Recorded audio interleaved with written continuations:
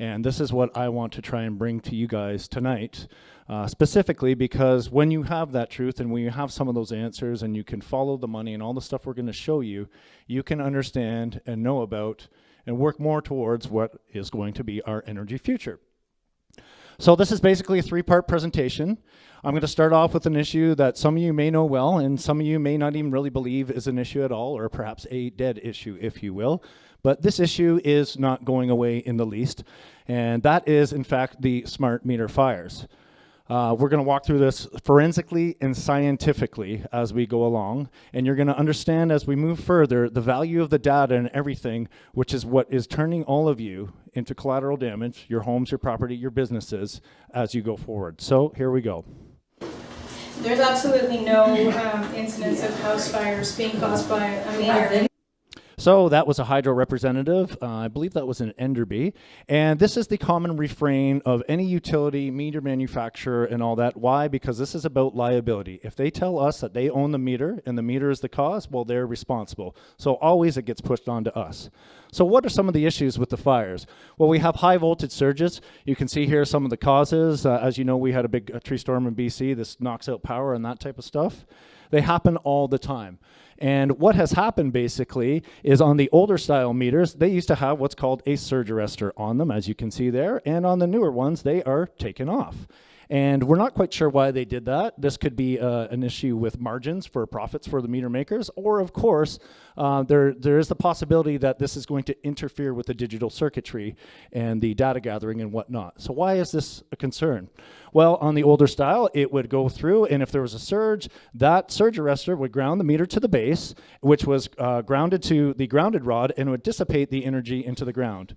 Now, without the arrestors, the surge is forced to go to the path of least resistance, which of course is now through your home and your appliances. Or as we'll see later, will actually just blow the meters off the house. We also have lower voltage surges and transients. And this is the Electric Power Research Institute talking to us about fundamental safety weaknesses in the newer meters. They do have some components in them that, of course, will help to mediate some of these causes, but it talks about surges that exceed the tested limits in either quantity or magnitude could cause meter damage or failure. Again, these are not larger surges. And also, they talk about the older style meters. The testing they do on the new ones, they don't even do, or they didn't do on the older meters, because they knew they were so robust and could handle this. The remote disconnect. So as you can see here, the meter maker, this is Itron in one of their videos. You can watch this online, bragging about this remote disconnect and reconnect activities. And what is this basically? They will send some signals through their relay systems all the way back into your meter. Maybe you're not paying your power bill or your hydro or whatnot. So this is their way that they want to shut off your power. The only issue with that is this causes arcing inside your meter, which is a really bad thing no matter where electricity is going. Now, why did they decide to do this? Well, in the past, they would actually have to send a guy out on a bucket truck, and this costs money and labor and time, and we know that utilities are for-profit entities. So they decided to remove this. So what's basically happening is if the power is running through that meter, they're going to make a separation on purpose, right? Like kind of if you unplugs an appliance late at night and there's power going through it, the circuit will try and continue. That's what causes that arc. So same thing here, just think about a lot more electricity, which means a lot more heat. So they're basically doing this on purpose for money. Installations under load and the installers damaging the meter base. You can clearly see this here. This one was, I believe, on Victoria Island. And what basically happens is they will come in and they're supposed to be checking the meter, the base, and everything, which is what, of course, they say they do. But what happens is these guys are getting paid speed commissions. The faster they go, the more money they actually earn because, again, the utilities want the data. So they come in here and they damage the base. Now, of course, that's blame on the homeowner that can't actually even touch their base. And what happens here is you're supposed to have a nice tension, a nice fit, how it goes in, kind of like when you just plug in anything at your house. And when this gets damaged, you create distance, you create resistance and arcing. And the same here on the right side. So they want to do this so fast, the smart meters, and get them installed. The contractors want to get paid. So they're taking the meters off and putting them back on under load. And you get basically kind of like a scarring on the meter base. And this will cause resistance and more arcing and fires. One of the issues with that is on the older style meters, we used to have bakelite on the back, and of course we had metal, alloys, and glass. On the newer meters, it's cheap overseas made plastic. So of course that has a lower melting or flash point, and you can see some of the damage that is caused from that. We also have the meter makers themselves generating documents stating very clearly, do not provide this document directly to the public because we wouldn't want to take this out of context, the information. It's actually for the utilities and the fire departments in answering media inquiries so they can deflect the blame on the problems they've caused, of course, onto you guys. Because remember, it's about ownership and liability here. Here's another issue. We have the International Brotherhood of Electrical Workers. They were taking one of the utilities to court for a matter, and they also decided to let them know that the smart meters had thinner blades. So again, you have a smaller blade, you don't get that proper tension, you have a little bit of distance, and it generates the arcing, which they testified to. The loose connection caused heat, which in turn caused an electrical arc, which resulted in 2 pallets of burned up meters. Whenever you guys see Itron, just know that these are the exact meters that are on your homes right now, creating hazardous conditions, damaging the wiring, all the things that people have been reporting, these guys are letting us know about. I wanted to give you a visual example here. You can see on the left-hand side how everything looks fine and dandy, perhaps like how your smart meter would be. But notice how a bad connection, what kind of extreme temperatures and heat that can cause. This is an example of what's going on out in the field. Now in that same situation here, we had the technicians talking about 3 to 4 fires a month. This is what they're reporting to the utility, and what does the utility say? It doesn't matter, we're gonna have to use these anyway. Again, they're counting the money they spent on the meters, the amount of data they're gonna generate, and that's worth more than any of your property or of course your lives, etc. So arcing equals fires. It's clearly obvious. These are the laws of electricity. They've been well established for a long time. We have the installers damaging the bases. They're installing under load. They've taken off the surge arresters. They have thinner blades. They have the issue with the remote disconnect, and the lower voltage surges and transients damage the meters. Any one of these issues, of course, is terrible. When we start compounding them all on top of each other, it's extremely bad. So if I'm telling the truth, and the laws of electricity are real and established, well, surely we would have some real-world examples out there that would let us know that this is the case, and in fact, we do. This was in Stockton, California. So they had a surge, somebody crashed into a utility pole, and look what happened to all these meters, those completely 100% safe meters. Sounded like a large pop, like a bomb going off. This is the same situation that happened with another surge in Palo Alto. It burned out after a power surge. But what does the utility tell us? They tell us that their analog meters didn't have any damage. Could it be because of those surge arresters still being on those older style meters? Here we have in Ontario, and as we go along, if you can catch it, pay attention to the dates, all different jurisdictions, locations, and time frames, and what is that? Repeatability, so we start seeing that this is true. The meter blew out in a surge. Ours was all blackened. You'll see lots of blackened meters. Here's another one. Summerlin, BC. Now this was quite a large surge, so might even damage a few analog meters if they had them still. And the homeowners reported hearing a huge bang again. And what does the utility tell us? Well, it's the homeowner's problem. They have to deal with it.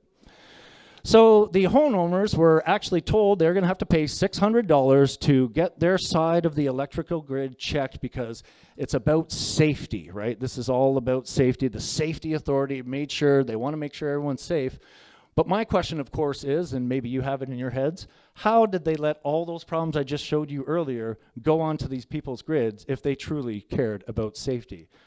Here's more Itron meters. This is from the meter engineering department. The principal engineer tells us that Itron meters, the same ones on your home, are failing due to overvoltage, and they're putting warnings out to their field technicians. And here we have Pico from Pennsylvania talking about the fires from Texas, Georgia, California, Canada. They were all tied to faulty installations. Fair enough, we talked about that, which lead to electrical resistance overheating and a meter meltdown, corroborating what we were just talking about.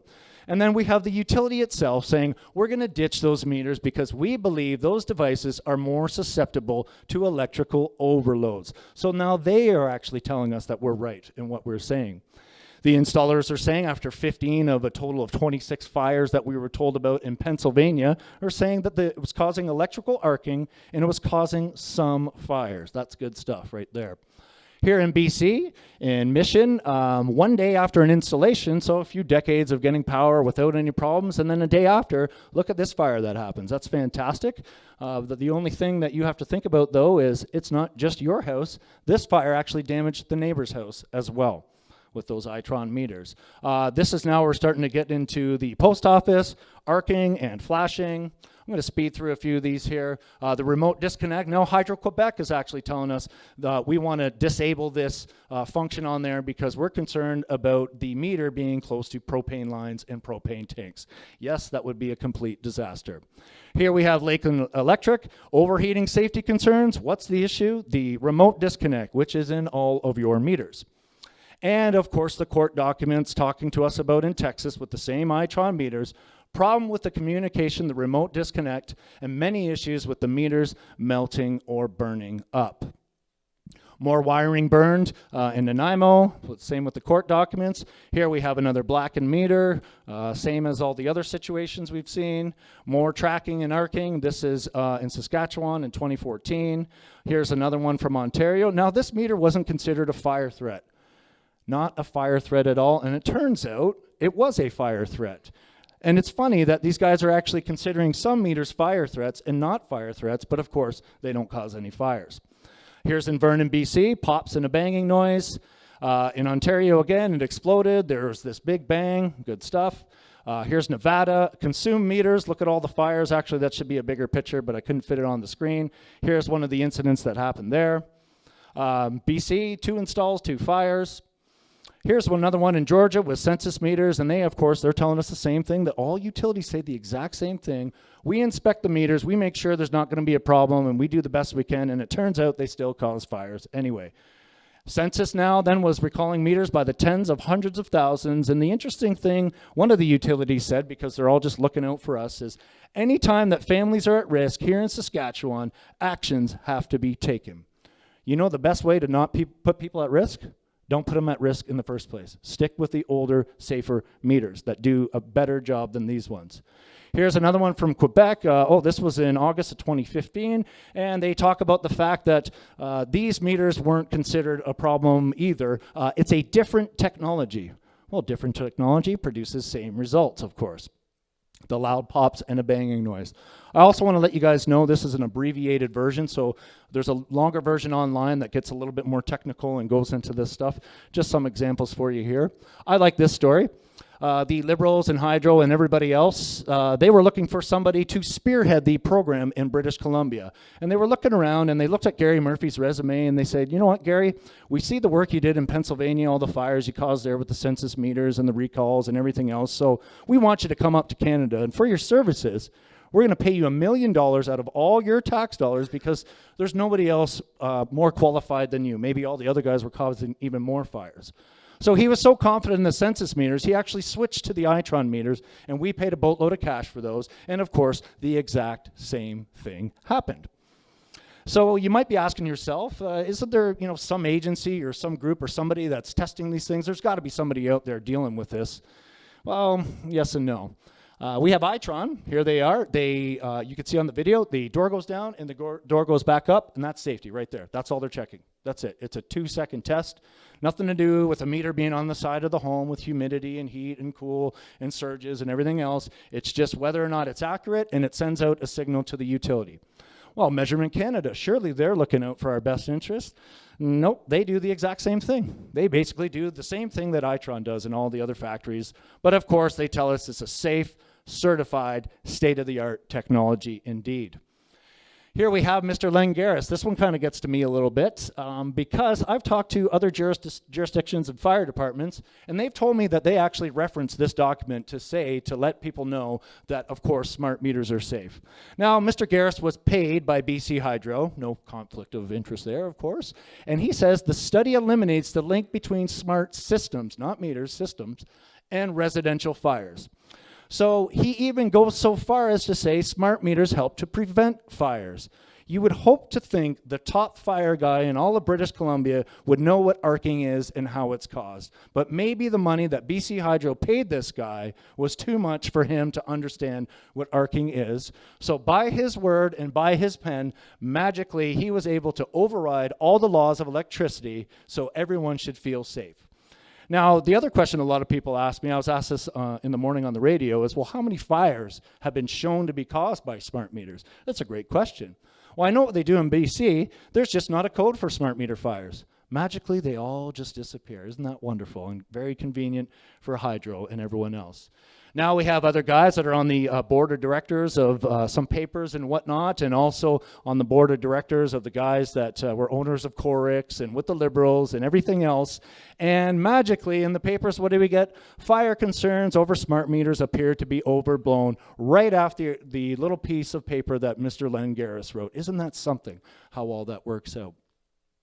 So we have our Honorable Rich Coleman, of course, Honorable, and Bill Bennett working together with Mr. Garris, and they say they're not aware of any problems with the meters. Wow. All this stuff going on all over the globe, and they just magically have no idea this is happening. He also says, I think the ratepayers will thank us for this. Well, we don't thank you for putting all our homes and businesses in danger. And we also have Mr. Coleman, who says, I think people just need some re-education. Well, I hope I've been able to educate you on exactly what is going on with these meters. And the thing that I have an issue with is, I don't want to just pick on the Liberals too much here, although they basically caused this mess. The NDP have had years to deal with this problem.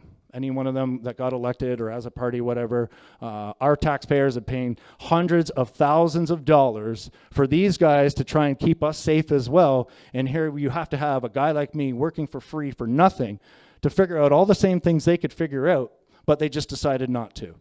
And all they'd ever would say was that, oh, it should have went to the BCUC, or line number 2 is, well, we think the Liberals are bad. And that's their job. That's what you get paid hundreds of thousands of dollars a year to just say those 2 lines whenever an issue comes up. There's absolutely no incidents of house fires being caused by a meter. So do you still believe these people? In the face of all the money that's involved that we're going to be looking at as we move forward, do you still believe that arcing doesn't exist? Do you still believe that these guys can override all the laws of electricity? Of course not. So, of course, we have a big problem. What's the solution? Well, here, everyone wants to be environmental, and all these politicians tell us about this. The life of a smart meter, according to congressional testimony by a smart meter company, a utility, First Energy, they last 5 to 7 years. That is very interesting. Now, a lot of you people would probably understand what they say is about your older style meter analogs, 20 to 30 years. So already we have a big issue, and some will last 30, 40, 50 years without any problem. Smart meters are being priced out somewhere between $250 to $500 a pop. Analog meters, maybe 50 to 100 bucks, depending on where the pricing is. And we have the fire issue. So does it seem like we should be maybe sticking with, according to the EPRI, says the economy, accuracy, and durability and simplicity of these meters. So if it ain't broke, don't try and fix it. But in fact, there's a reason why they're trying to make it broke. And of course, you broke.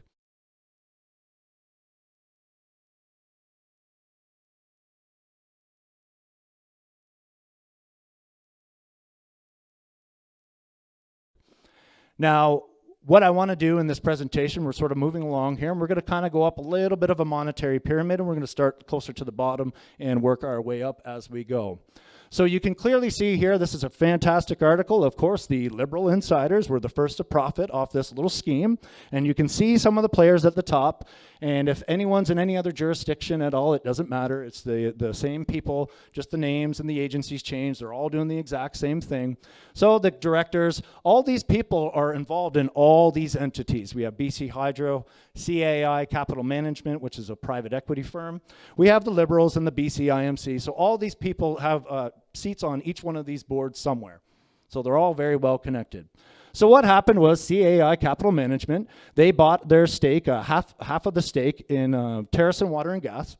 They changed the name to Corix, which was very convenient for them. And then all these same people on the same boards, a few years later, awarded them the contract to install the meters. And then a few months later, about whatever months later that was, they decided to sell their stake. And who did they sell their stake back to? The British Columbia Investment Management Corporation, which is very interesting because that basically was them using our firefighters and emergency responders pension fund as a clearinghouse for them to make a boatload of cash at your expense and danger. Isn't that something how that works out? What can you get paid to put everyone in danger in their own home? Well, Doug Pierce made $1.5 million a year, and so did some of his underlings. While we're all struggling to pay our ever-increasing hydro bills, these guys are giving themselves 20% a year annual raises. Isn't that something? So this is why smart meter fires must disappear, because there's just too much money on the line and there's just too much going on. There's too many of these entities that are all working in conjunction. You call it what it is. You can say conspiracy. I really don't care. You look at the facts. They cause the fires, and there they are, and this is how they work. They don't want to be liable. That's why it's always your hot socket on your house, of course. So now we'll move into the Clean Energy Act, or what I like to call the Dirty Money Act. Now keep in mind, it's that very Clean Energy Act, that honest and good legislation that was passed, of course, that was part of the responsibility of those smart meters themselves. I love this article, High Voltage Spinning Lines for a Global Energy Grid. This was in 2011, written by Joyce Nelson, a fantastic article for you people who like mathematics and facts and substantiating things. You can see here all these giant projects that we're, of course, paying for. A lot of this stuff gets exported, but whether or not it does is sort of irrelevant to me. The bottom line is it costs tens of hundreds of billions of dollars for power that we clearly don't even need. Now, somebody, of course, is going to make a boatload of cash on these smart grids and these systems. It's your power line makers, metal manufacturers, whatever it is, all the names you see at the bottom. So it's not just BC that's doing Site C and all these projects we probably don't even need. It's everywhere. We can clearly see here at various stages of the economy over a decade period in the entirety of the United States, we have sagging demand for electricity. In fact, it's decreasing, and the reason why I'll make that statement is because the population is increasing. So on a per capita basis, we're actually using less power than we ever have, realistically, as we can clearly see here via the charts. So what is going on here? Well, we have an issue with sagging demand. Well, these are public or private utilities. They have stocks and bonds, everything else. People are invested. And when you have sagging demand, you got to make up the revenue somehow. Sure, you can absolutely just raise rates. You can go to things like time of use billing, or what I call profit maximization billing. And of course, you can do data. And this is where all the money is moving forward. And this is going to be the world's biggest energy hog as we move forward into the future. Now, keep in mind, electrical generation and selling is a multi-hundreds of billions of dollars a year industry. And these guys themselves are telling us the data is going to be worth a lot more than the commodity that's being consumed.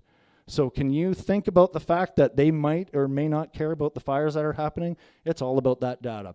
So, of course, we see in every jurisdiction, I might pay attention to this a little bit more than you guys, but if you follow this, there's nowhere that you're going to look that they haven't just seen massive increases in billing despite that sagging and falling demand. So another sort of law of things, the supply and demand doesn't work for these guys, of course. Nothing seems to. And you would think at the bottom here, these charts would be representative, again, of some sort of demand, but it's not. This is the money that's going basically right to the IPPs, whether in gigawatt hours used, which we're not really using, or total dollar value, whatever way you look at it, it doesn't matter. It just so happens that these IPPs are one of the primary campaign contributors to the Liberal Party. Imagine that. But if we look at the top, we see the actual real results. This is more BC Hydro instead of that entire USA consumption, completely flat across all sectors, commercial, residential, heavy industry, it doesn't matter. So what is really going on here? Here we have Christy Clark on her very own website, talks about balanced budget. They say, how did we do it? Well, of course, they followed their principles, didn't they? Their principles involve putting us roughly $76 billion in debt. But of course, we're told it's a fourth consecutive balanced budget. Now, this is happening everywhere, Ontario, all across Canada. So one way or another, somebody's going to have to pay. And it's not going to be them. It is going to be you one way or another. And this is where this starts to come in with the big data and bigger power. Whether we're talking about electricity or actual political power, this is what's going on. And we're just going to move a little bit further up our little pyramid here. Here's everyone's best buddy, Mr. Bill Gates. He says, I love the energy field. There is a big market. If you can make a real breakthrough, a few somebodies will get very rich. You're already the richest guy on the planet. How much more money do you need? And where's the money going to come from? Of course, it's going to come from you. So Mr. Gates, he's going to start up a multi-billion-dollar fund for clean energy. And I'll just say, I'm not against clean energy, right? I would think that everyone wants to be cleaner and better. But he needs money from governments, of course. And governments mean you and your tax dollars. They are looking for hundreds of billions of dollars a year for money for green projects, of course, to help people in other countries and everything else, not to make money or anything. Or wait a minute, oh yeah, he's got $15 billion already invested in this. And what is he doing with this? Not about saving the planet, not about helping the climate or anything. It's strictly and solely about his money, building the cloud for himself or anybody else. If it's Amazon, IBM, it doesn't matter. So he's got a lot of money invested in there. And we can see what kind of return on investment you can actually get from some of this stuff. Business Insider tells us $6 trillion invested over the next 5 years will become $13 trillion. Very rich indeed. So my main question would be, what do you think is the best way to get a return on investment? Get somebody else to pay for your principal costs, of course. So here he is, and everybody else, everybody's favorites, Justin Trudeau, Barack Obama, all the people that are trying to save the world from climate issues and whatnot, and he just always seems to end up in these locations. We have Prime Minister Modi there from India, and the question I sometimes have is, do these guys know that we have phones to call people and make deals? We don't need to fly all over the planet. You know, we're trying to save the planet and all these things. I mean, Bill Gates owns Skype, right? So we sent 383 people there, cost of over $1 million, including Christy Clark's lead photographer, which is essential, of course, to climate negotiations. And of course, we're donating $2.65 billion to help the poor fight climate change. Of course, there's very altruistic things, virtuous causes. But when we really look at where our money, our tax dollars that we are paying is going, it doesn't go to help anything. All it goes to is smart grid funding. $400 million for advanced metering infrastructure systems. That's for a smart grid. And then we have Microsoft. You know the guys that want partnerships with government because their CEO only makes $85 million a year. Smart city investments in countries like those poor, lesser off countries like India. Wow, that's interesting. More from India. Microsoft data centers ready to tap the digital India opportunities. Equality and saving the globe, remember. The company's local data centers offer enormous computing power that government can leverage. I love that leverage word. And of course, over in India now, the top guys in the electrical groups or the ministries and whatnot, they say we need to install 250 million smart meters. Wow, looks like someone's going to make some money. And it just so happens that Itron's over there. They're building smart middies, smart cities, smart meter grids and technologies. Where do you guys think your money's actually going?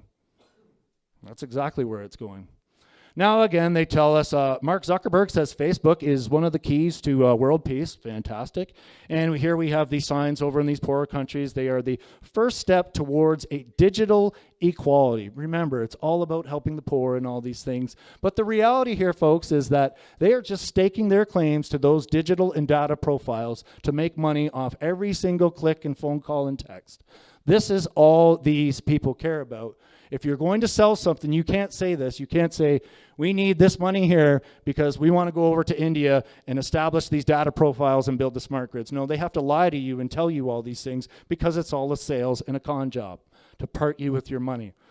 Now, they were telling us all these things, remember these virtuous things, saving the world and everything. And here's India. They want to build a few solar panels. And what does Barack Obama and all these guys do? They shoot it down and they call it a warning shot. It's a victory for them. So is it really about helping people? And here's Warren Buffett, Mr. Obama's buddy.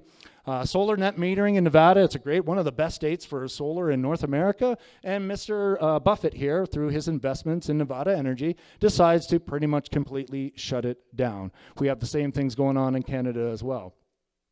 So we need more power, and of course, to get power, you need a ton of money. And the interesting thing for me is that I almost think there's people out there that think there's just magical cloud somewhere that just takes all the data, it's self-powering, and it generates its own electricity. And we always hear, we've even heard it in Kamloops, it'll save trees and all these other things, and it's great for the environment. And this is what we're told, of course, so we should believe them. Nothing to do with any of that. Strictly and solely about money. We're talking about again, you're going to see the piles of money start adding up here. Multi-hundreds of billions of dollars a year industry. So you'll see if you do any investigation on data centers and whatnot, they'll always talk about how much renewable power they're using. They never say this is how much we're using so much. It's just that it's renewable, and that's great. And I applaud them for moving in these directions, of course. But we'll see what they're actually using this power for, and we need to think about, as a society, what we want to do here if this is our best and most efficient use of resources. So 70,000 homes worth of power for cloud services and data centers. Here, these are just random. You can look online and find hundreds of these if you want. These are just one. This is one of Amazon's. 46,000 homes worth of power for a wind farm. Wow, look at all this farmland. Would be nice to maybe grow some food for our starving people or help people with their power bills, just to store data. That's it. So when you start to see the size and magnitude of this, you really start to understand, and these are just a few logos of companies. Keep in mind, every single company needs, stores, uses, tracks, and sells data all day, every single day. Here's a nice tax haven in Ireland. 2 companies, Facebook and Apple. Now let's think about Site C, right? About 430,000 homes worth of power. 1 data center, 420,000 homes. That's a lot of power, don't you think? Now, who's this going to benefit, of course? You remember we had that sagging demand and all those issues. Well, our power producers, or our people who sell the power, all the guys that build the transformers and the grids, everything else, the IPPs perhaps. And we have Site C. Of course, now we're already 76, or part of close to 76 billion in debt. I believe that's Site C is a part of that. I would almost guess that this Site C is probably going to cost a little bit more than the government tells us. Usually that's sort of what happens.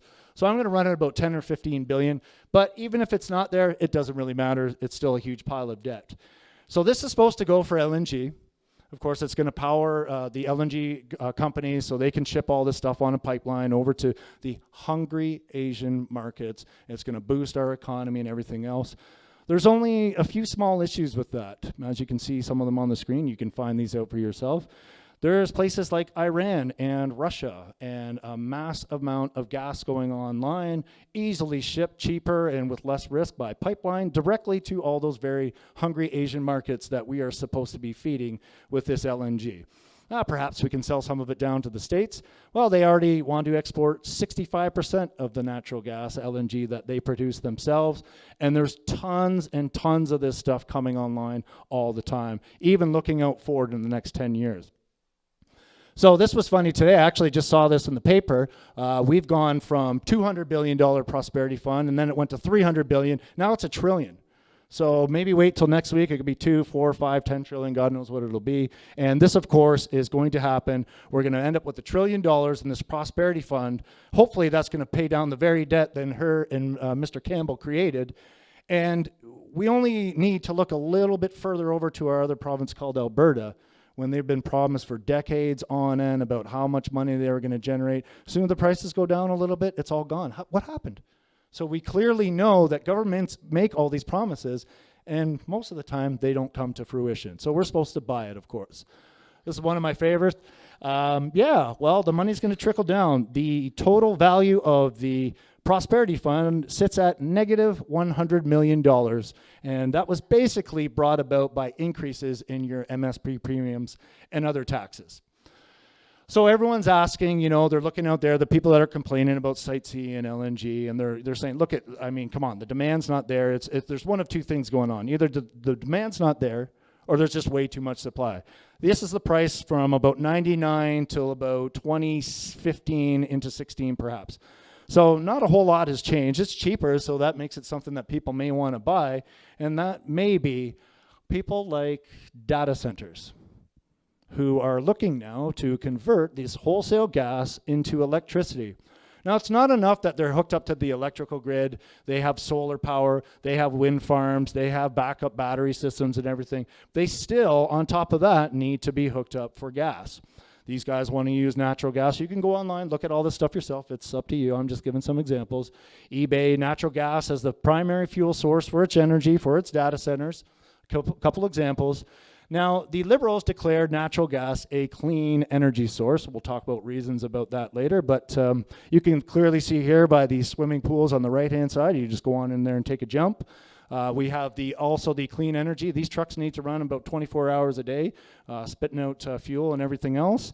And all this other stuff that's going on, the blowouts and the damages, which now we see in lawsuits are being awarded in the multi-millions of dollars in other jurisdictions where they've already done this. So a question that I have and a lot of people have is that one of the easiest things that governments can do is just go, has anyone else done this before, and what actually happened when they did it?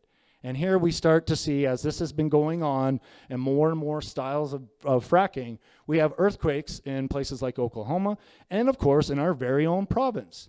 And what we want to do is make Site C and do fracking a little bit down the road, and God knows what could happen in front of this $10 billion dam and all this stuff happening downstream.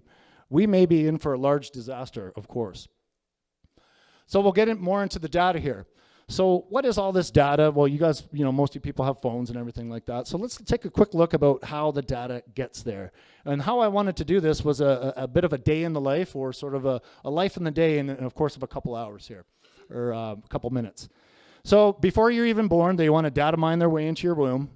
These are our corporations that care about us, that just want equality and all these other good things. Then as you're going along, get your phone out, make sure you track every single ounce of food that child eats, right? You always want to know about that. And then, of course, when they're playing with their toys, Google and Apple are having a Wi-Fi enabled Barbies. You talk to the Barbie, it tracks, stores and records and sells that data. And of course, as soon as the child's ready, get them on an iPad, let them generate all that data. The mark of a good kid is how well that they can use that stuff. And of course, we have all this in the house: the cell phones, smart appliances, collectors, cell towers, all the gas, water, and hydrometers, the routers, cordless phones. Particularly the towers and the collectors are quite bad. But once you start getting all this stuff in the home, now what's the purpose of all this stuff? It's not for safety. It's not for a little bit of convenience. This is about extracting data out of anything.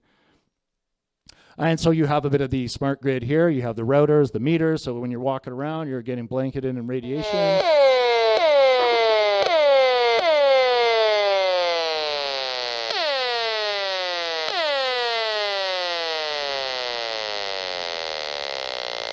Those things are literally going off constantly. Same with the routers, same with your Wi-Fi routers, and all your cells in all of your body are picking up those signals all day, every single day. Of course, you need to have routers on every single bus on the way to school, every single car and train and subway. And of course, when the kids get to school, how else could they learn but with an iPad? Here's North Shore of Kamloops, a place that you might know, one of the schools there. So you have to have this high-powered router on the roof. You have routers inside the school. You have a cell tower less than 1,000 feet away. And of course, you have this router. I used to live kind of just across the road from this place, so I know it very well. Then, of course, our city councilors and everyone always tell us we have to have smart cities. Every single street light needs a router. Every single parking meter, of course, this is for gathering data. Grocery stores, coffee shops, Home Depot, public swimming pools in case you need to get on the phone underwater. At your work. At hospitals, I know some people from Merritt here go into the Nicola Valley Health Center, and I like this sign that said, cellular phones are not permitted to be used in this building. Please turn the unit off. I said, well, that's fantastic. The second I walked in the door, I got one of these routers right over the top of my head, which is just right out here as well, and of course down the hallway. And there's about 12 of them in this tiny little hospital, just to make sure everyone's safe, of course. Now, this is just down in Vernon.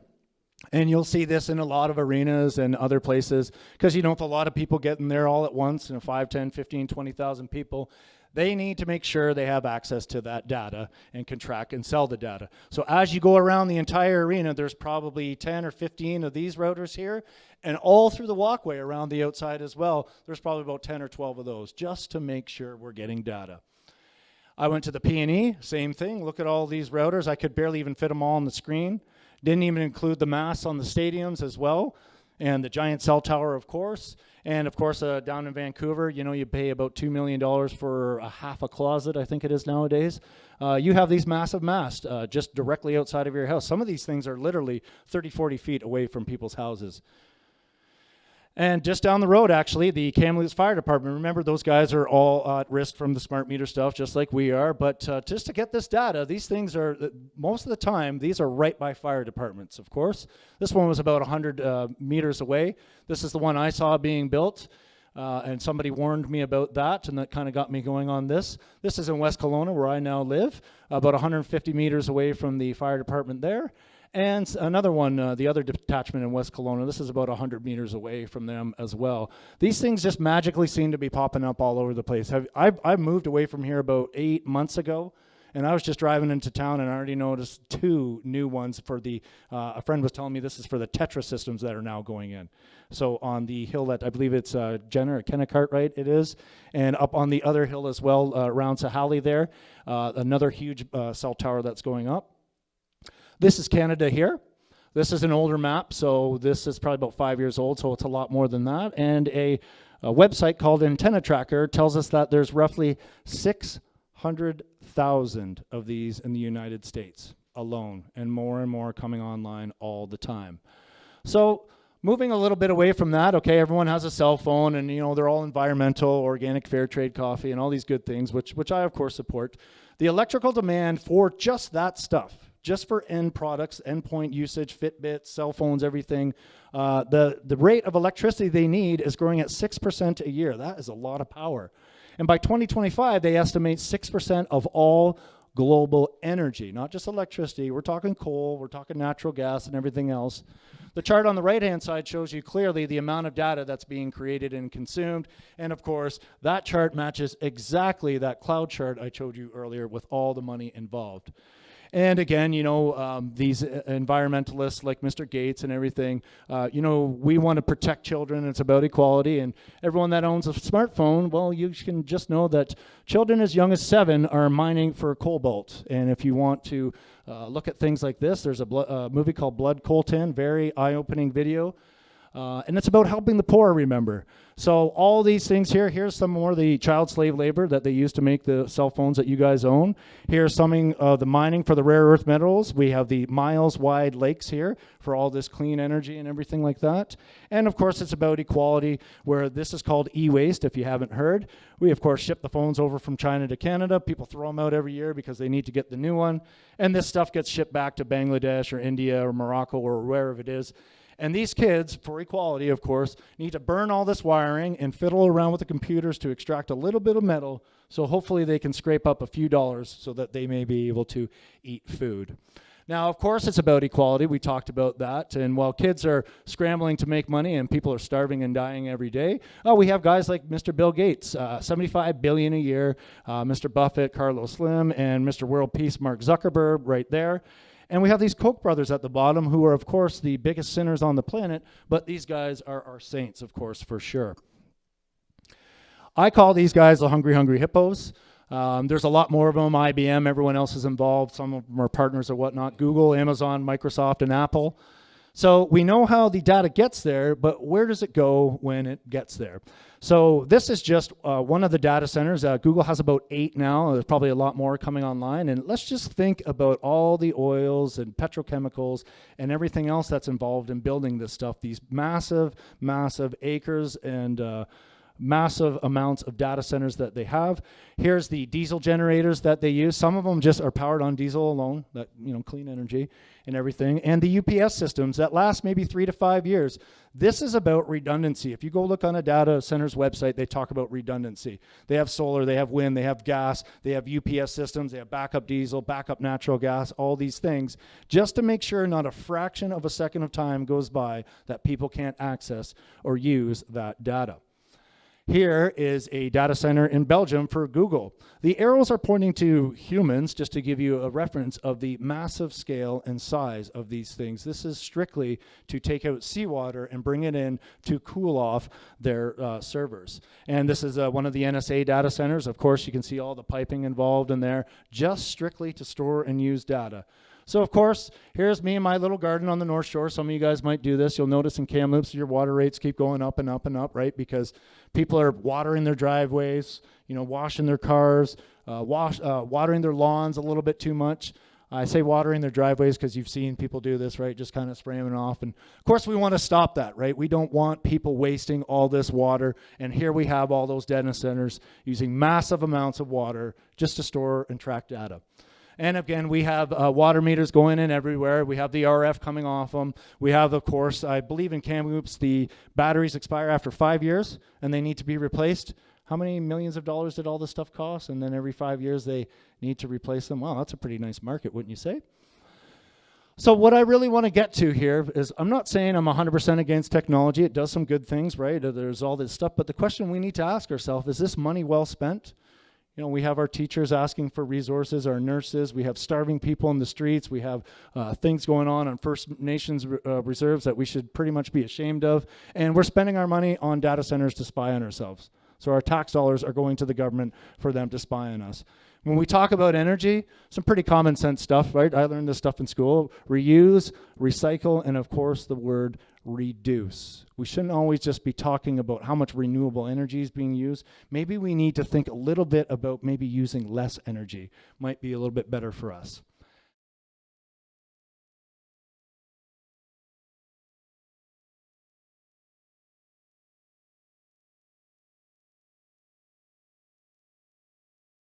We're going to start talking about a little bit more of the massive amounts of real money that is out there. In particular, we'll look at pension funds, sovereign wealth funds, whatever you want to call it, about $25 trillion in assets. And of course, we have to keep in mind, these are some of the same investment strategies of all your banks. And some of you people out there with mutual funds and whatnot, your money will be tied up in these situations. So if this is something that you're looking at and you decide that maybe you're not so much for it, you might want to look at this stuff. Keep in mind also, it's also along the lines of the personal investments of all the people we know very dear and well. And remember that little thing that told us that data is going to be worth a lot more than the commodity that's being consumed. Well, in fact, it's going to be worth so much that the CEO of Cisco tells us it's a $19 trillion data and Internet of Things market. Wow, that is a lot of money. No fire should be comparable to something like that, should it? And of course, what does this generate? We have a jackpot in the casino of your money between these pension funds, of course, and the Internet of Things. Always, of course, these pension funds are in somewhat of more of an issue than they used to be. Starving desperately for more yield and higher returns. Well, it's a marriage made in heaven because they're going to get it all from this. So we talked a little bit about the BCIMC, about 84% of all public sector pensions. Remember the firefighters and everything else. Taking a quick look at some of the people that are on the board of directors of BC Hydro, the British Columbia Investment Management Corporation. And it just so happens that some of their top investments, Cisco, TELUS, Itron, are all in a magical partnership, as you can see very clearly on the bottom of the routers that the BC Hydro Smart Grid system use. We have Itron, TELUS, Hydro, Cisco, they're all in on the game, and magically, look at that, they're all heavily invested. So this is another pension fund. This is called CalPERS. It's one of the world's larger funds. And you can see everything here that they're invested in all these same companies, both on the stock and bond side. It doesn't matter. They're huge investors in all of this. Again, looking for those returns. Duke Energy, Sprint, Qualcomm, it doesn't matter. And I'm going to stop here for a second because I want to just say to you guys that if you have an issue with anything else that's going on the planet, things like with the food supply, anything else, this is the only place you have to look. All your answers are right here. Just go to the biggest pile of money. You find everything you could possibly imagine. So if you have issues, go online, take a look, and you'll discover this. I've showed some, pretty, I guess, higher level, whatever you want to call them, activists, people that are concerned about stuff. They had no idea, and they're like, there it is. And I said, well, yes, it's right there. The money tells you what's happening. So this is CalSTRS, the California Teachers, CalPERS, all these funds. Again, they're heavily and hugely invested in, of course, Apple and Google, iPads and everything else. And Google now is a school official. Magically, this giant corporation all of a sudden can turn into a human for the specific and sole purpose of tracking, storing, and selling this data of course, the children. Now, anyone know any teachers in here or collecting a teacher's pension, any of that type of stuff? You know how heavily invested these guys are in replacing you completely in your entirety because of your pesky pensions that you probably shouldn't be entitled to, even though you paid into it. So I love teachers, of course. I think they should be in the schools and everything, but teachers have a tiny problem. They can't keep data in their head in perpetuity about every single child that walks into that school. And I know that they do these surveys and they talk about the fact that 80% of people don't believe that they could actually be replaced with technology. And in fact, I would ask you to take a look around and think for the teachers, smart boards, iPads, it's already happening. And anyone in financial services even, I just came out of banking. I just watch it. Every little move they do, less and less people. So it doesn't matter on the public or private side of the pension. When you start replacing these people with technology, how do people put money in? And how does that keep the whole Ponzi system going? Well, it can't, of course. But of course, some people are going to get rich off of it. These are called charter schools. Netflix is in on the act. Of course, Mr. Bill Gates, the Walton family of Walmart, they're all in on it. Then we have the International Energy Agency. The world, it says, needs $48 trillion in investment to meet its energy needs to 2035. Well, I just wonder where a lot of that energy is going to end up going. I think we know the answer to that. And they have the same refrain because they're all buddies, right? Mr. Gates says governments need to help out. Of course, the IEA needs money from the government, which is you. So, ladies and gentlemen, the pot gets growing and growing here. We have the $25 trillion pension industry, $48 trillion in new energy that are required. Of course, a lot of that going to data centers, and the Internet of Things, which will require that energy at $19 trillion. Now, here's the interesting thing. This is CalPERS, right on their website. It talks about proxy voting. If you don't know what it is, I'll explain it. But just reading off of their site, it says, it's the primary way we can influence a company's operations, their operations, and corporate governance. So, you know, their boards of directors and whatnot. So basically what it is if let's say I own 40% of a large multinational or whatnot, well, surely you would think that I might be able to have a say in how they work and how they operate. So this is what happens. So we're always told that these corporations are actually taking over the government. Now they sort of sleep under the same blanket, so it's really not too much of a distance. It's very difference. It's very much blurred, of course. And what I'm going to ask you guys is, what do you think is the largest corporation in Canada? What about BC? Right on the Security and Exchange Commission website for anybody to see. These are for-profit corporations first. Substituting, of course, and what you need to believe is a country, of course. I'm not going to get into all that stuff, but basically there it is. It's all there. That's why they have a revenue agency and a revenue service, because they are about generating revenue. And of course, as the primary shareholders of all those pension funds, who's telling who what to do? Now, we have a little bit of a problem as we're moving forward with our economy, and we have a lot of issues. Ontario's, I think it's actually about $315 to $20 billion in debt now. So, of course, don't think that just because it's over there, you're not going to have any issues with that. And, of course, BC, $76 billion. NDP is talking about Alberta having one of the largest budget deficits. This is all the treasury receipts and income and everything in the United States. So we have all this stuff collapsing, right? So the issue starts to become, if it's a corporation, they have two choices. Raise the prices on their products or services, or, you know, do austerity or cut employees like, you know, some of our larger energy producers are doing as we speak. And this is where this all starts to come in. Ever notice the massive rush that they're having right now to start getting this settled, introduced? We need to make this work now. And of course, I know about technocracy, right? They've been talking about 30s as since the 1930s to control the energy, use it as a currency, whatever way they got to do it. That's what they've been talking about. And ever since the late 70s, Al Gore and his buddies were getting together, talking about that very technocracy and carbon and how are we going to prove to people that this is an issue. Because keep in mind, it's a sales job, right? Fear and greed, those are are the two things that sell. So if you're scared enough, you might want to give up your money. So we talked about this a little bit.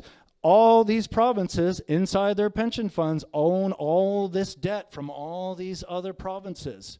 And if you go through all the pension funds, you can see these crossing over. California owns BC debt and so on and so on. And at some point in time, and I believe it is very, very close, especially when you look at things that are going on in emerging markets, as well as in Europe and everything, the bond market is going to start to smell a rat. And they're going to start to say, you know what? How is it that you guys are actually going to be able to pay this debt? I don't know if when you issue debt, if I want 5%, I think 7 or 8 or 9 or 10 is going to make me more comfortable for the risk that I'm taking. So what does that do for all the previous bonds? Well, of course, their value goes down because they want to make a better premium. So this pushes the interest rates. Everyone thinks that, you know, the government, they set the rates and this is how, it's not them, it's the market. The market is the boss. And so when these things start to happen, what happens? Well, we have to pay higher taxes. Now, who is the single biggest destroyer of productivity on the planet? The government, because they suck up all the money and they have the least value to give to people. If you're a government employee, I don't want you to be offended by that. Don't worry about it. I'm just saying those are the numbers. You can look at that historically. And as taxes rise, you reduce liquidity and it hurts the economy even more and it just spirals like that. But of course, those guys don't care. They believe that they can actually just issue debt in perpetuity and they'll always be able to tax you more and more. And you notice that in all your rates and premiums and everything else. Now, this is the interesting part for me. The guys that want the partnerships with the government, and they want all your tax dollars, and you should pay your fair share, and it's about equality. These guys don't even pay taxes. They don't even barely pay taxes. Tech industry alone, you know those clean energy guys helping to save the planet and everything else, $550 billion they've offshored. Mr. Gates alone, the guy who's got $76 billion, must be nice, he's offshored $110 billion. Maybe that's how he pays his CEOs $85 million a year and keeps his $76 billion in his pocket. And what is one of the biggest reasons why this happened? Remember, the government allows this. They pass the legislation. They say, yes, you can have this as a tax haven and all this, because when they charge higher taxes, that reduces profits, and when they reduce those profits, it reduces the return on the pension funds. So they're allowing this to happen, and they're looking at you, a lot of you people out there are working 5, 6, 7 months a year just to pay for all this stuff as the people who are going to shore up the difference. Now, remember, we talked about the Liberals. They declared natural gas as a clean energy source, so we saw this, and of course, the potential connection with the data centers. Everything's clean and nice and fine there. And this is, folks, where cap and trade comes in. Now, part of what cap and trade is via government legislation, they say the country, the province, a certain section of businesses, whatever, you have a certain amount of carbon you can use. And they reduce that each year. And when they reduce that, what happens? The value of carbon starts going up and up and up. Now, of course, the guys like Goldman Sachs, they can trade all this stuff and make money off the spreads and everything else. And you'll see in all your pension funds that they are a massive holding. And of course, I would guess by now that most of you know that both sides of the political aisle are heavily sponsored by corporations such as this. So who might have a massive advantage here?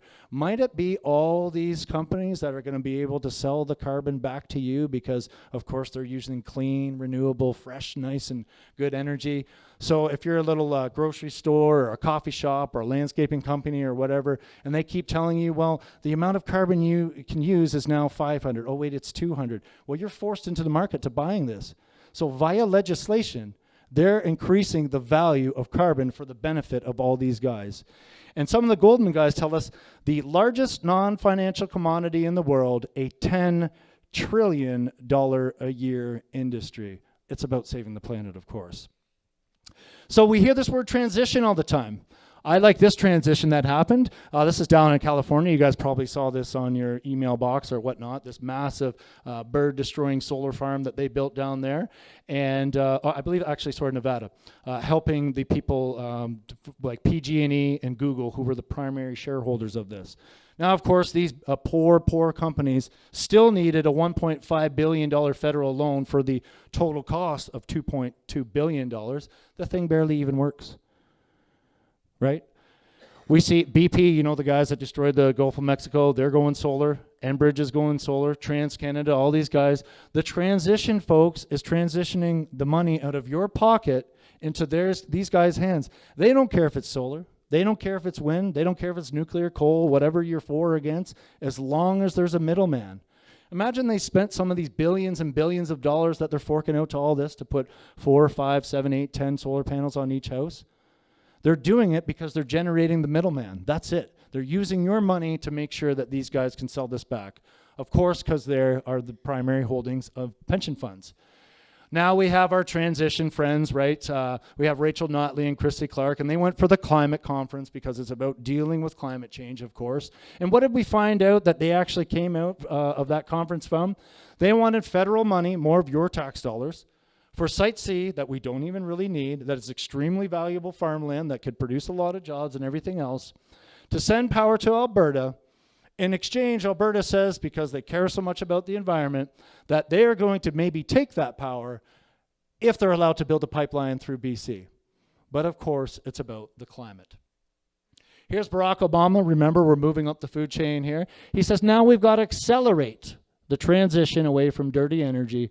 Rather than subsidize the past, we should invest in the future. And of course, we have all these agencies like Sierra Club, Greenpeace, your 350.orgs that get all this government money. Of course, they love this guy, right? He's a great guy. And this is his idea of green peace and getting rid of dirty energy. This is what we spend trillions of dollars on. So when we hear these guys talking about caring about the planet, of course, we know it's completely false. In fact, these guys that so many people worship because they say climate change every 4 words, this man is the biggest hypocrite on the planet. A very inconvenient truth is that Mr. Obama, the head of the world's climate change people, says, it shows right here very clearly that the Department of Defense, which he is in control of, is the single largest oil consumer in the world. You should be paying higher taxes because, of course, you drive an SUV or a car or get on a plane. And the Pentagon is the largest single consumer of energy on the planet, of course, for good reasons. Now, we're also told that climate change and terrorism are connected, right? It's literally this catch-all net. It causes everything. It solves everything. It doesn't matter what it is. Here's the UN chief, Ban Ki-moon. It's the cause of the surge of migrants to Europe even. Interesting. They said it was because there was a drought in Syria. Are we sure that's what actually happened? Or are you just walking into all these countries that either have oil or you want a pipeline through, which you're supposedly against, and destroying them, and this might be causing the crisis? Maybe. Drought was the cause, they say. So if drought is the cause, here's Libya. Gaddafi, like him or hate him, doesn't matter to me, I really don't care. He was making the man-made river project. He was going to use the aquifers that they had and pipe the water out and grow food to literally feed the entirety of the north of Africa. And what was one of the first things they did? They walked in and completely destroyed it. In fact, they went so far as to poison the aquifers themselves in the name, of course, of dealing with climate change and terrorism. So just a quick fact check. Clouds don't drop bombs on people. This is what the people who say they care about us and the climate say. And here's Obama. He says, for the sake of our children and our future, we must do more to combat climate change. He gets my vote, doesn't he? Absolutely, he should. So it's about saving the children, of course, or is it about something else? It's just a game, folks. You're just being lied to. Democrat, Republican, conservative, liberal, NDP, it does not matter. They are all the same. It's because of these pension funds. They love war. Absolutely. I was going to say they love war to death. So they're heavily invested in Suncor, Exxon, BAE Systems, Raytheon, Lockheed Martin, all those companies. Mr. Obama's budget is $573 billion to invade countries and take their hydrocarbons. So imagine even just a fraction of that went actually towards benefiting society, perhaps with solar panels, perhaps with helping people with their energy costs. It's all about money, people. That's it. It's all about return return on investment, piles of money. This is just the United States over the last 8 years. It's not talking about UK, Saudi Arabia, any of the other countries, Russia, it doesn't matter. $5 trillion weapons market, $10 trillion a year in hydrocarbons and carbon taxes, the Internet of Things, the pension funds, and of course, the energy sector looking for all of your money so these guys can make a fortune. They even want to go so far as for guys like me or people like you that may have started to figure this stuff out to put us in jail because there's way too much money on the line. We can't even talk about this stuff anymore. Otherwise, we're going to go to jail. We have Mr. Suzuki here. I live in a modest place. I have a modest car. I like to grow my own food. He has 5 houses, flies all over the world, and wants to tell me that I should be in jail because, of course, I use too much carbon. That's illegal, or wants to be illegal, but of course this is legal. Here we have bombing all those countries that have been completely destroyed. This is, of course, how we stop climate change, isn't it? We completely destroy Syria and Iraq because those guys said, no, you're not going to build a pipeline through here. But of course, Obama's the hero for canceling Keystone. So we have to start thinking about some things, people. This is the United States, part of their pension system. They have Medicare and Social Security. This is a huge reflection of a lot of what's going on there in the municipal level and the state level, and the same things that are going to start creeping up into Canada. And I believe all this stuff is just a huge distraction away from this huge problem that they don't want to tell you guys about. So maybe some of you have been watching this and saying, yeah, well, I wouldn't mind some returns on my technology investments. That's good. I want to make sure everything's good with the pension funds. It's not. It's ugly. And keep in mind that these guys own a lot of that debt that we were talking about that's going to have a lot of issues. So what my concern is, these guys have basically messed up the pensions or want to. We have issues in our education. Healthcare is a mess, right? We're always looking for more money. It's not about having healthier people. It's just who's going to pay for all the sickness. We have all these issues in our environment. God knows what's happening with the high yield energy debt that's out there and how these guys are going to pay, what our bank's exposures are, what our pension funds exposures are. We have issues with our food supply. God knows what's in it and what they're telling us is in it because, of course, they would never lie. They would only lie about all these things, but when it comes to climate change, they're telling the 100% truth because it's based on science, of course. How about our water supply? There's probably lead in all the water on the planet for now, for God knows where all that stuff is. They lied to us about subprime finance. We got subprime auto coming out now. We have basically subprime student debt. God knows who's going to pay that. And of course, we're constantly at war. So they're magically going to introduce carbon taxes, fix all this, these basic systems, and control the weather. Isn't that interesting how that works? So what's your return on investment? You get the microwave radiation, you get massive higher bills, constantly at war. We got fires, we got to pay for the power for the big data and pay for the data centers that are tracked and used to spy on us. And of course, these guys make a fortune. But now we're going to get to the top of the monetary pyramid. And I'm going to ask you guys, who do you guys think it is? Top of the food chain. I was going to say maybe the Queen, right? Maybe it's Rothschild. Sure. Okay.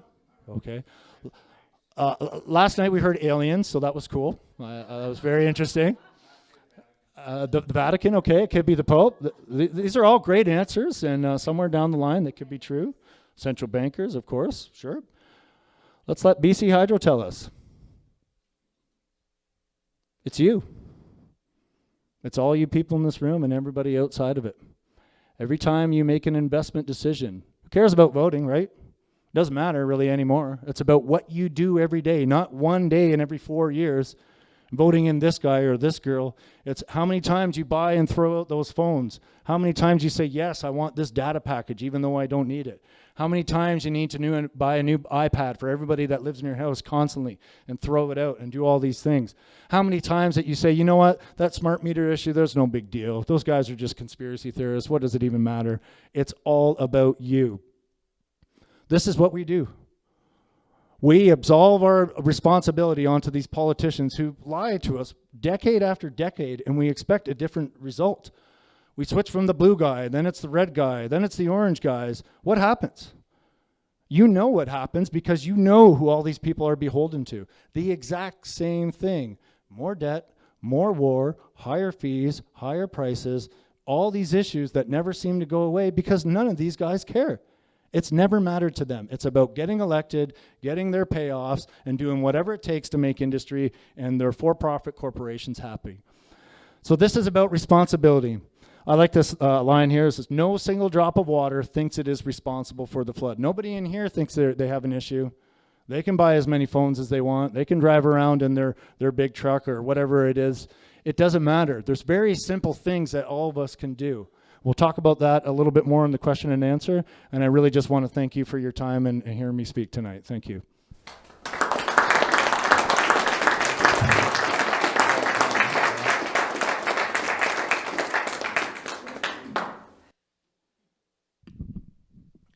Okay, so we can definitely do some Q&A. I'm sure, I'm hopeful that you guys have some questions. In fact, now keep in mind, I was talking to some people about this earlier, that there's so many of these issues, and it really seems very overwhelming, and I get that for a lot of people. The one issue that I point to for sure, there's always these things out there, and it just seems like the main purpose is to divide everybody. Climate change. What does it matter what you believe in? Really, like really and truly. They don't care. Oh, it's real, it's fake. Doesn't matter. They're making money. So they sit there and they say, oh, it's real, it's fake, and they have all these groups. They fund both sides, right? They pay the money for this study and they pay the money for that study. It's just all about being confused and disorientated and not knowing what's going on. And here we have these 10 trillion and 48 trillion and $25 trillion markets. When you can see through the fog and the fuzz and everything, this is what you start to learn and understand. And this is part of why, as we showed earlier, that they don't want people talking about this stuff. So if you have any questions, what I'll basically do, if you can't hear, is I'll just repeat what somebody said because we don't have a mic. Go ahead, Don.